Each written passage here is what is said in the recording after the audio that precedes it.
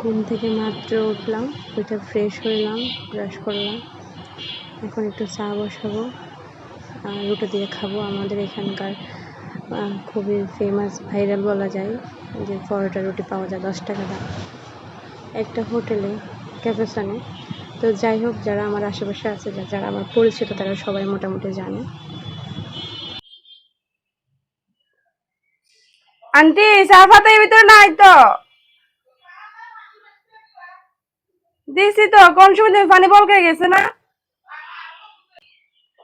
Aunty already চা পাতা দিয়ে দিছে। আমি এবার যে একটু স্কিন কেয়ার করে আসছি, মাত্র ঘুম থেকে উঠছি, ফ্রেশ হয়েছি। তো তো যাই, এখন একটু ফ্রেশ হই, স্কিনের কেয়ার করতে হবে, সবই করতে হবে। ঘুম থেকে উঠে প্রতিটা মেয়ে যা করে যে ফ্রেশ হয়ে একটু ক্রিম, একটু হালকা পাউডার যেটা দেখতো, আমি সেটাই করলাম। আমি আসলে আজকে আপনাদেরকে দেখানোর জন্য চুলটা আশ্রয় দিয়েছি। আমি মানে মাথায় কবে চিরুনি দিই আমি সেটা নিজেই ভুলে যাই। কোথাও বের হওয়ার সময় হলে তখন মাথাটা ইয়ে করে নেয়, এমনি ঠিক মতো আমার চুল আঁচড়ানো হয় না।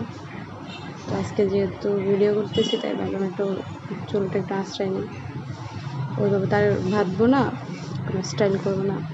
সো আমি রেডি। এখন যাবো চা খেতে, চা দিয়ে রুটি খাবো।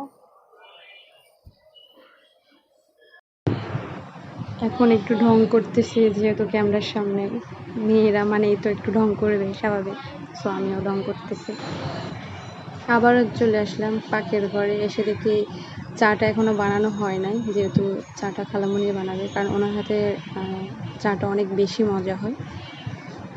তো আমাদের চা ডান, এখন খাবো আমরা।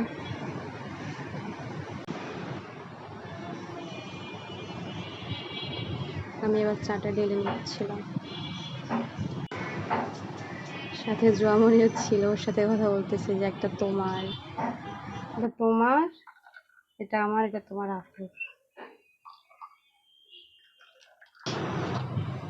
তো আমরা সবাই নাস্তা করতে যাচ্ছি। আপনারা কে কোথায় থেকে, কোন জায়গা থেকে দেখতেছেন, সেটা অবশ্যই কমেন্ট বক্সে জানিয়ে যাবেন। তুতলাইতেছি। যাই হোক, খাচ্ছিলাম রুটিটা, আসলে অনেক মজা। আপনারা খেলে বুঝতে পারতেন। আর আনছে তো আনার অনেকক্ষণ পর আমরা খাচ্ছি, তাই রুটিগুলো কেমন জানি চিমায়ে গেছে আর কি, চিপকে গেছে যাকে বলে। তাও মজা লাগতেছে। আর চা দিয়ে খাইতে বেশি মজা লাগে। অনেকে সবজি দিয়ে বা অনেক কিছুর সাথে নেয়, বাট আমার কাছে, আমরা গরিব তো, আমার কাছে চা দিয়েই ভালো লাগে। আমার আগে থেকে রুটি পরোটা চা দিয়ে খেতে আমার ভালো লাগে। যাই হোক, তো ভিডিওটা এই পর্যন্ত। সবাই ভালো থাকবেন, সুস্থ থাকবেন। আল্লাহ হাফেজ, বাই বাই।